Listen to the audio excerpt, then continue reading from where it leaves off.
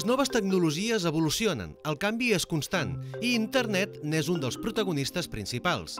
Ha suposat un canvi enorme per la societat, ja que ofereix un nou espai per poder mostrar continguts de manera directa i amb la possibilitat d'arribar a un gran públic. És en aquest context en el que sorgeix cinehistoria.com. El proyecto Cinehistoria tiene como objeto acercar el cine al aula de historia. Una proposta de Tomàs Valero, que defensa la creació de material didàctic virtual sense excloure els suports tradicionals, però promoure l'ensenyança i l'aprenentatge de la història a través del cinema. La difusió del projecte és mundial, pel fet de tractar-se d'una plataforma web, però la llengua utilitzada és el castellà. Sí que és veritat que té un mercat potencial molt important a tot Espanya i a Llatinoamèrica, sobretot, encara que jo he comprovat, mitjançant sistemes d'analítiques, d'anàlisis estadístiques, que rebo moltes visites d'Amèrica Llatina, sobretot de Sud-amèrica i de Centroamèrica, i en alguns casos, molt excepcionalment, dels Estats Units i Canadà.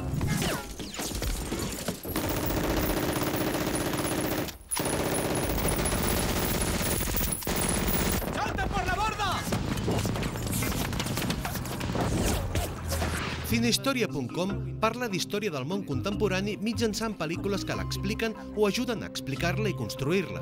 Es tracta d'una plataforma dirigida a apropar aquest estudi de la història a alumnes de primària i secundària, utilitzant, en cada cas, les eines i els recursos necessaris i convenients. En nom del poble de Catalunya, proclamo la República Catalana! Hem de tenir en compte que sempre nosaltres partim de la base que el cinema i la pel·lícula, que és l'expressió última, és història del present.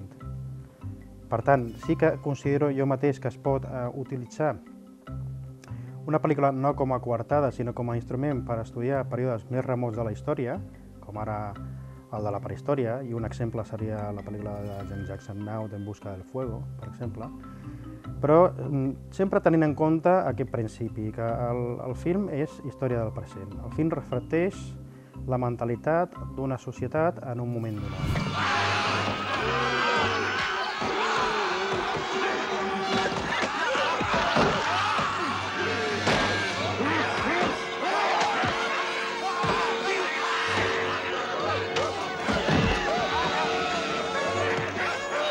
Per parlar de la guerra de trinxeres, a la Primera Guerra Mundial es pot utilitzar Cendres de Glòria, per exemple, no? I fins i tot seleccionar molt acuradament les seqüències on es veuen els soldats, i de fet es veuen molt bé, amb uns travelings molt afortunats, es veuen els soldats refugiats a les trinxeres.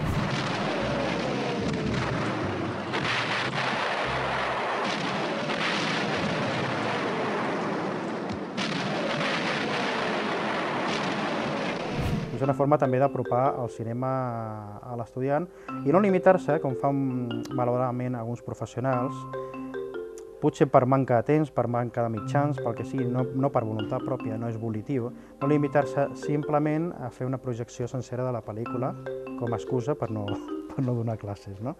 És a dir, considero que aquesta és una altra forma també d'ensenyar el cinema, i això també ho promoc jo a la meva pròpia obra. O César o nada. Emperador del mundo. Mi mundo.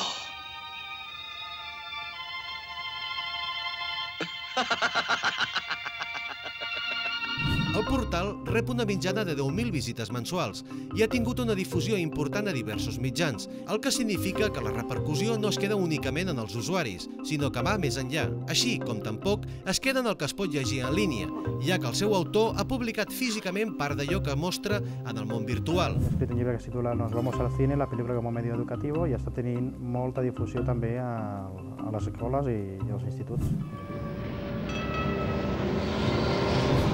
El que més suscita l'atenció avui dia no és tant l'assaig en si mateix, el contingut d'una obra, sinó que aquesta obra aporti quelcom útil.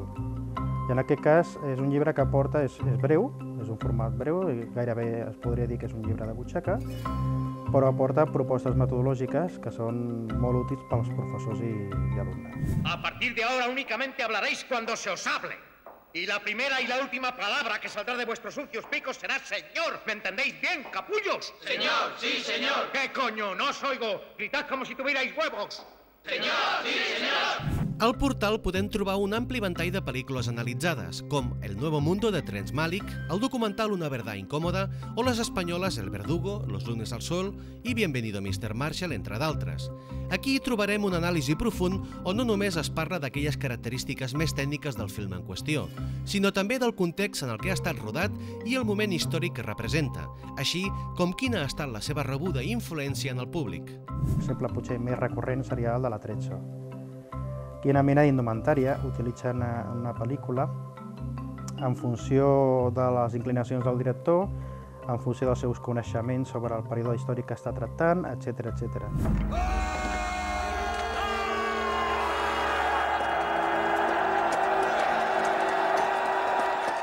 És una de les pel·lícules de gènere històric de caire èpic que es considera que acumula més errors és Gladiator.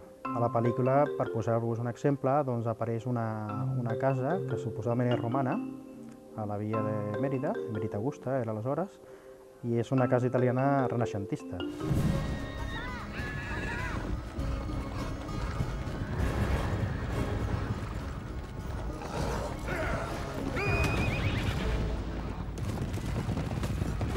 Intento dir que a través dels errors cinematogràfics, o de les llicències, perquè també pot ser una llicència del director, també es pot ensenyar història. Quan els professors intenten aplicar el cinema a l'aula d'història o de ciències socials per extensió, s'ha demostrat que això funciona i que els alumnes aprenen.